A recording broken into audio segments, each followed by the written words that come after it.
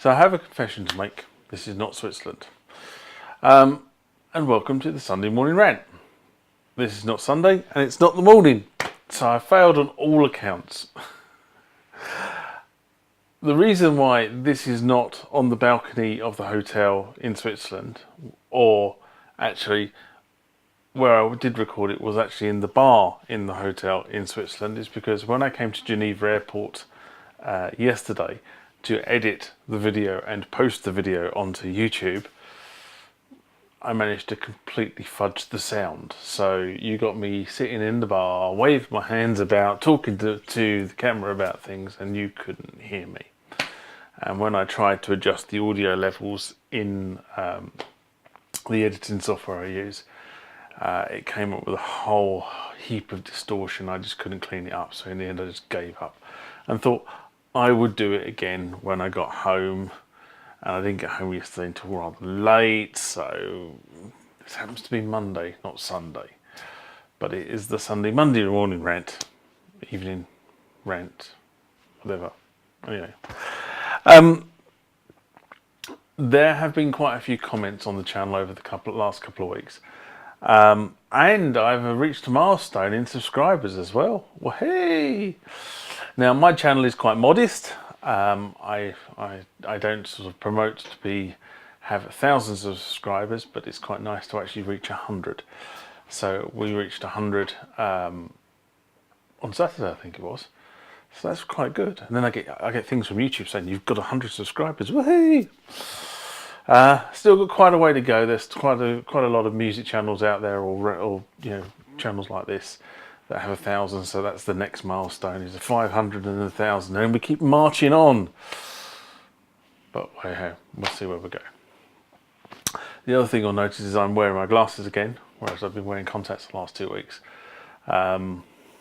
purely because my eyes need to take a rest. So we'll see what happens there. Anyway, what I was talking about in the hotel bar, or Bar and Funzig as it was called in Switzerland, was about recapping. So I thought I'd carry on and I'd do it all again. So luckily enough, I wrote my script on my trusty scripty thing, and I can do it from here. So why do I want to talk about recapping? Well, it's a bit of a buzzword at the moment. If you go on a lot of the technical forums about vintage synth repair, there is quite a bit of a buzz about recapping your synthesizer, your sound module. So first of all, let me explain what do we mean by recapping. So inside the synthesizer or the sound module, you're going to have capacitors. What does a capacitor look like? Well, typically a capacitor looks like that. So of course, because I'm here, I've actually managed to print these out. A capacitor looks like that. It's the big round things, right? Okay, they look like that. Okay, and they're there pretty much to smooth the AC voltage that's come off the transformer into a nice smooth DC signal. So you've gone from all AC, which is alternating current, which goes like that, to DC, which does that, which is direct current. And your synthesizer works on DC, or tends to work on DC. There are a couple that don't. But it tends to work on DC, and it tends to work on a voltage of between 5 and 12, typically 12 volts. Although there are some that work on 18 volts, and there are some that have slightly lower voltages on the board. So typically when you look at a transformer, what you're looking at is something along the lines of plus or minus 5 and plus or minus 12. That would be it's definitely a typical Roland setup, plus or minus 5, plus or minus 12. But some other manufacturers use slightly different voltages. Anyway, so what you tend to have is capacitors look like that on the DC side of the transformer, there to smooth that voltage out to a nice, smooth and even 5 or 12 volts, or whatever the voltage happens to be. Okay, so that's what a capacitor is. That's what it does. And they're normally used in conjunction with voltage regulators. Okay, and a voltage regulator is there to do the same thing. It's there to sort of maintain that voltage. And the two sort of go hand in hand. And I'm not going to get into the technicalities of the electronics around capacitors and voltage regulators, because I'm sure there is going to be somebody out there that can explain it better than I can. But that's what they are. So that's what a capacitor is. That's what it looks like. And when we're talking about recapping, what we're talking about is replacing those capacitors. Now, the reason why you might want to replace a capacitor in a legacy piece of tech is because that capacitor is probably reaching the end of its working life. Now, if you're talking about some of my stuff, so you know the T1 that's sitting behind me, the M1 that's in my studio, the D50, you know, quite a few of these things. Those capacitors are now coming up to 30 odd years old, and they start to lose their capacitance. Okay, they start to leak, and in bad cases they basically explode, and it does your power board and the circuitry no good. So what people talk about is they talk about recapping. Now, moving on from that, there are two sorts of recapping, and you need to be very careful. So the sort of recapping that I would advocate is the recapping of the power circuitry. Now, if you're not comfortable with this, we are talking power circuitry. We are talking about 240 volts typically coming into your machine, or 110 volts depending on where you live. So we're talking about mains voltages, and we're talking about bringing those mains voltages down to the 5 or 12 or whatever volts it is that your piece of equipment needs to run. So on the power side of it, you've got power capacitors, and they tend to be quite big capacitors. There's another one. That one's actually from a D. Do you know what? I'm not sure what that's come out of. It's out of an Ensoniq machine. Okay, again, fairly chunky capacitors on that. And here's another one out of, don't know what this one's out of actually, but there you go, there's another one. There's some fairly chunky capacitors in there. These are the capacitors. All right. And then we've got another one with some good pictures of some voltage regulators there. So they're the capacitors there, and they're the voltage regulators above the top here.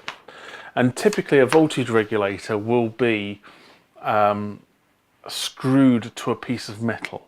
And the reason for that is that the voltage regulator can then dissipate heat, because voltage regulators tend to get hot and they dissipate heat. Okay, and therefore by screwing them to a block of metal, you increase the surface area for the heat to dissipate. And if it really needs to dissipate heat, there'll be fins on that. So quite often, if you look around the back of a synthesizer, definitely around the back of an amplifier, where capacitors are really, really prominent, okay, you'll find big fins there, possibly with a fan pushing air across those fins to dissipate the heat that's being created by those things. Okay, now, yeah, this is probably a good example, but I'm not quite sure it comes up on the camera. So this is actually a capacitor that's failed. Let's see if I can get that into. Can you see that? Can you see all that gunky stuff around the voltage regulator there? That's actually where the capacitors failed. So the electrolyte, so inside the capacitor, what there is typically is it's like a gauze, I suppose is the easiest way to describe it, with an electrolyte in it. Okay, and that gauze and electrolyte hold a charge between a positive and a negative plate, want of a better word. When that electrolyte leaks, you get stuff like that on the board. Okay, that's a good sign that the capacitor is going. So anyway, so that's one type of capacitor is the power side of it. Okay, and that's all about giving you a nice, smooth, even DC supply to the boards that actually make the sound. All right, or control it. The motherboards, typically we call those. The second sort of capacitor you might find in your piece of equipment is to do with the tonal quality of that piece of equipment. So it might be to do with how the signal is generated to actually make the sound. Okay, I'm not a great advocate of recapping those. And I'll tell you the reason why is because typically those capacitors are what makes your instrument sound like your instrument. And if you start recapping them with other capacitors that have slightly different qualities to them, that can actually change the texture of your instrument. So I would only recap, personally, the sound side of a synthesizer or a tone module if you have a problem. As in, you've got a capacitor that's gone bang, it's spewed electrolyte over the board, you've got to replace it. That would be the only time I would recap. And if you did end up in that scenario, what I would do is I would typically recap all the like capacitors. So if you had something that was in the audio stream left and right, I might recap both the left and the right at the same time. Okay, so going back to signs that you should be thinking about recapping a tone module or a synthesizer. So, as I said earlier on, when you, in the power supply, the process of the capacitor and the voltage regulators is to maintain a smooth voltage, okay? No drops, no outputs, steady current, steady voltage. That's their job. That's what they're there to do. If they're not working particularly well, what you tend to find is the voltage regulator is doing a lot more work. If the voltage regulator is doing a lot more work, there's a lot more heat. If there's a lot more heat, you've got a problem you think is brewing. So, one of the things I would normally do is when I'm running a synthesizer or a tone module for a period of time, quite often, if I know where the power supply is, now on the T1 I happen to know it's here, what I would do is I would probably run it for a period of time, and then I would open it up, disconnect the mains, and just see if it was warm, okay, to the touch. If it's warm to the touch, you haven't got a problem. If it's hot to the touch, you've got a problem brewing. If you can't touch it, you really do need to be looking at this thing and saying, well, do I really need to be thinking about recapping it? And I might actually go through and I'm going to be recapping one of the synths in the coming weeks. So I will probably do a video and show you what I'm doing. And it's me doing it, so you know it's Mr. DIY Synth Studio Man, not some of the experts on YouTube. So you know, this is me, this is how I do things. But one of the biggest things, of course, when you do a recap is they tend to glue the capacitors down to the board. So you've got to get them up first. And I'll show you some techniques for doing that, because there are some proven techniques for doing that. So anyway, as I say, if it's running warm, you think about it. If it's running hot, as in you can't touch the components, you know, you've unplugged it, you can't touch the components, you should definitely be thinking about changing the capacitors. And if it's running really hot, you probably want to think about changing the voltage regulators as well, because you'll probably find that the voltage regulators are probably on their way. And going back to the reason why you would do this, if the voltage going to your motherboard drops, then you probably find that motherboard is not going to react the way you think it's going to react. You know, these components do need a voltage, and they have a very fine tolerance on them. Definitely the more computerized, so the more you get closer and closer to where we are now, the more those boards become computers, and they really do need a solid voltage across the components to make sure they work properly. If that voltage dips, then they're not going to work correctly. If the voltage goes too high, you run the risk of blowing components.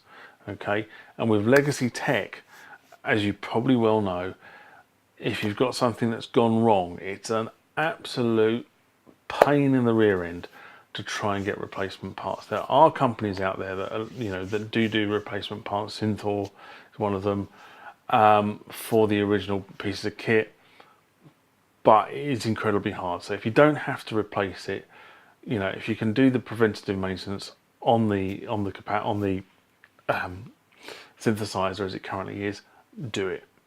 Get it so that you're actually putting the right voltage on, and you're going to blow any components. You might find it actually works better anyway once you've done the recapping. So, so the other thing, so lost train of thought, of course. So once you decide you're going to recap the synthesizer, just quickly squeezing my notes. One of the other things that I would look at here is I would look at raising the voltage of the capacitor. So typically these things may be 35, 20 volts if you read the capacitor. So it would be a certain capacitance, and that's written in UF, and a certain voltage. Now, you must put the same capacitance back where you took it out. But what you might want to do is give yourself a bit more headroom, and you might want to raise the voltage. So if the capacitor is currently a 35 volt, you might want to put a 50 volt back in there. Just gives you a little bit more headroom on the capacitance there. You know, and the other thing I would say about if you're going to recap is go to a reputable supplier for capacitors. Do not, and I repeat, do not buy capacitors from eBay. And the reason why I say that is because the capacitors from eBay, all right, they're okay, they're very good, but you don't know where they've been made. Okay? So when I say they're all right, they're okay, well, they probably are all right and they're probably okay, but you still don't know where they've been made. And that could mean that those capacitors will fail, and you don't want to be putting capacitors in and then have it in a year's time having to take the thing to pieces again and put more capacitors in. You want these things to last. So go to a reputable supplier. I tend to buy this sort of stuff from either Mouser, because they have a very good mail order shop. They seem to be very good at catering for the musical, all the stuff that I would use in my synthesizers. Another place I would probably buy them from in the UK is RS Components, who are another good source of that sort of thing, good source of resistors, capacitors and general electrical components. Now the reason I use Mouser quite a lot is because Mouser, if you put in the original part number, will come back with that original part number and the modern equivalent for those sort of things. So, in essence, that's all I wanted to say on this subject. From me thinking I wasn't going to talk for very long, I managed to talk for about 15 minutes, which is quite good. But, you know, do think about this. If you are running legacy tech, if it is 30 years old, I would seriously have a look at the power supply. It's one of the things I just routinely do in maintenance, is every now and then I pop the lid off a synthesizer and just have a nose around inside. I mean, you see me do videos where I pop the lid off and just have a look around.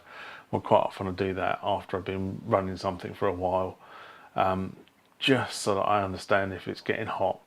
And if something is getting really hot, then that's a signal that I need to be looking at the power transformer. Now I've got a little bit more experience, so I'm quite happy to deal with power transformers. But if you're not, as I said, this is mains voltage. If you're not comfortable with that, do not touch it. Give it to an expert, but get your power board sorted at the earliest opportunity. So I'm going to go back through all the videos that I did over the last couple of days in the bar. And I will start to reintroduce the subjects. I might as well introduce them into the rants in the next couple of weeks.